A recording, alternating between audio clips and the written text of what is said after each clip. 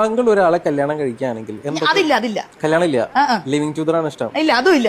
എന്നിട്ട് അങ്ങനെ പറയരുത് പ്ലീസ്. അതുമില്ല, വെറുതെ ഒരു കാഷ്വൽ ആയിട്ട് ഒരാൾ ക്യാഷ് ഇല്ല. എനിക്ക് ആത്മാർത്ഥ പ്രേമം ഇല്ലാത്ത എല്ലാവരോടും, എനിക്ക് ഇതുവരെ പ്രേമിച്ച എല്ലാവരും കഴിച്ചുകൂടെ? അതാണ് നമ്മുടെ തൊലിക്ക് നല്ല കട്ടിയാണല്ലേ. പ്രേമത്തിന്റെ അവസാനം എന്ന് പറയുന്നത് കല്യാണം ഒന്നും അല്ല. അതായത് നമുക്ക് അത്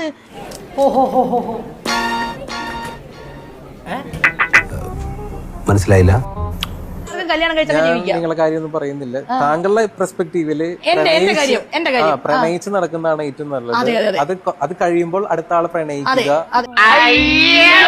സ്വിച്ച് ചെയ്ത് നല്ലത്. അതുകൊണ്ട് ഇപ്പൊ എന്താ? അല്ല ഒന്നുമില്ല. അന്നോട് ക്രഷ് തോന്നി. ഞാൻ എന്ത് ചെയ്തു? എന്താ പറയാ, ഞാൻ അവനുമായിട്ട് സെക്ഷൽ കോൺടാക്റ്റിൽ ഏർപ്പെട്ടു. അവന് വിരലുണ്ടാവുന്ന ആൾക്കാർ 10 പേരുമായിട്ട്. അപ്പൊ അത്ര വലിയ ബന്ധങ്ങളിലേക്ക് പോണോ ശിവൻകുട്ടി? റേഷൻ കട മറന്ന് മണ്ണെണ്ണ വാങ്ങണം. ഒടുവിൽ കുറ്റസമ്മതം നടത്തി അല്ലേ? കേട്ടിട്ട് കൊതിയാവും. വളരെ കുറച്ച് സെക്ഷൽ റിലേഷൻഷിപ്പ് എനിക്കുണ്ടായിരുന്നു. ജീവിതത്തിലെ വലിയൊരു തത്വം അപ്പച്ചനിപ്പോ പറഞ്ഞു.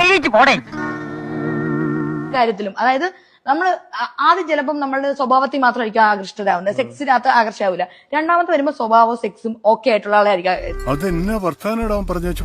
അപ്പൊ ശ്രീലക്ഷ്മി അറയ്ക്കല് പറയുന്നത് ഒരുപാട് പേരുമായിട്ട് ശ്രീലക്ഷ്മി ബന്ധത്തിൽ ഏർപ്പെട്ടിട്ടുണ്ട് പോലും.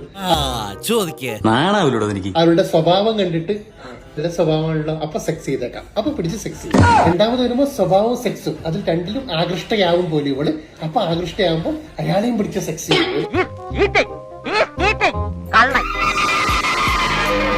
പിന്നെ അയാളെയും വിടും. എന്നിട്ട് മൂന്നാമതിലേക്ക് പോകും. സ്വഭാവവും സെക്സും സമാധാനം, ഇത് മൂന്നും കിട്ടുന്ന ആളെ അടുത്തതായിട്ട് പിടിക്കും. അവനെയും സെക്സ് ചെയ്യും, അവനെയും വിടും. ആണുങ്ങളെ ആരും കണ്ടുകൂടാ, സെക്സ് ചെയ്യുന്ന മൊത്തം ആണുങ്ങളോട്.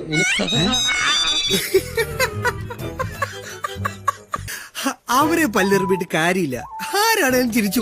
കാലെടുത്ത് വെച്ച് കമ്മിറ്റഡ് ആയി നിൽക്കുവാണ്. അതിന് കൂടിപ്പോയി 2-3 വർഷം. അത് കഴിഞ്ഞ് അടുത്ത ആളെ അപ്പോയിന്റ് ചെയ്യും. പിന്നെ ദൈവമേ